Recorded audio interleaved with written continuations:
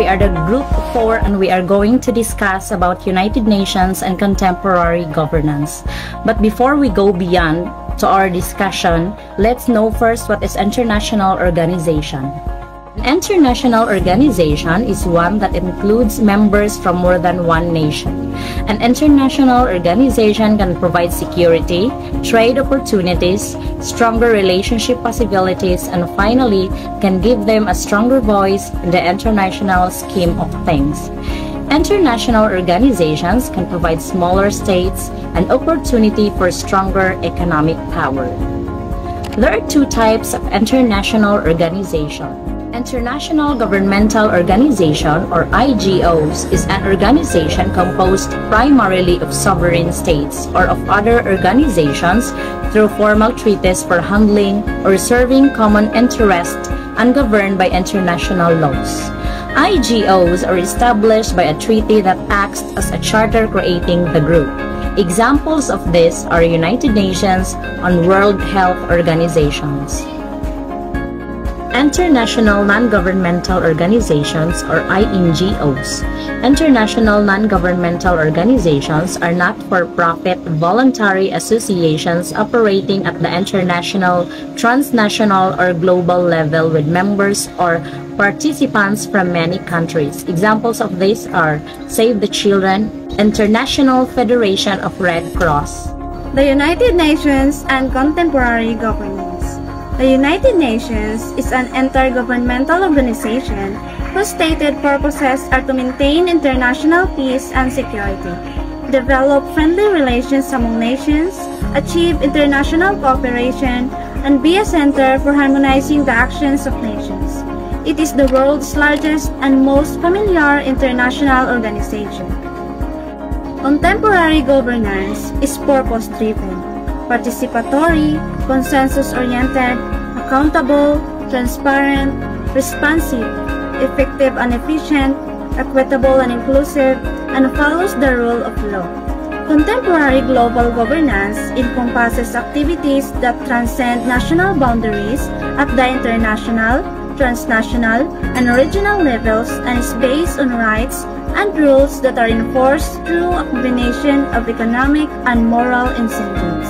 How the United Nations and global contemporary governance link? Global governance is the political interaction of transnational actors aimed at solving problems that affect more than one region. International governance is largely accomplished by means of international organizations like United Nations. United Nations are expected to have a positive influence of global development. Roles and functions of United Nations to the contemporary world. First, to maintain international peace and security, and to that end, to take effective collective measures for the prevention and removal of threats to the peace, and for the suppression of acts of aggression or other breaches of the peace, and to bring about by peaceful means, and in conformity with the principles of justice and international law, adjustment or settlement of international disputes or situations which might lead to a breach of the peace. Second, to develop friendly relations among nations based on respect for the principle of equal rights and self-determination of peoples, and to take other appropriate measures to strengthen universal peace. Third, to achieve international cooperation in solving international problems of an economic, social, cultural, or humanitarian character, and in promoting and encouraging respect for human rights and for fundamental freedoms for all without distinction as to race, sex, language, or religion, and to be a center for harmonizing the actions of nations in the attainment of these common ends. The challenges of United Nations and its response to it. Since the end of the Cold War, the United Nations has been challenged by the new threats. The range of potential threats to peace and security addressed by the panel are likely to be grouped under 6 broad headings. Threats from poverty, disease, and environmental breakdown. that treats to human security identified in the minimum development goals. For example, COVID-19 pandemic. UN response. From the outset of the pandemic, the United Nations system mobilized early and comprehensively. It led on a global health response, provide life-saving humanitarian assistance to the most vulnerable, establish instrument for rapid response to the socio-economic impact, and lead out a broad policy agenda for action on all fronts. Threats from conflict between states. For example, war between Ukraine and Russia. UN response. The United Nations and its partners have provided more than 8.1 million people with humanitarian assistance and protection since the beginning of the war. To date, more than 6.7 million people have received food aid and nearly 1.7 million people have received cash. Threats from violence and massive human rights violations within states.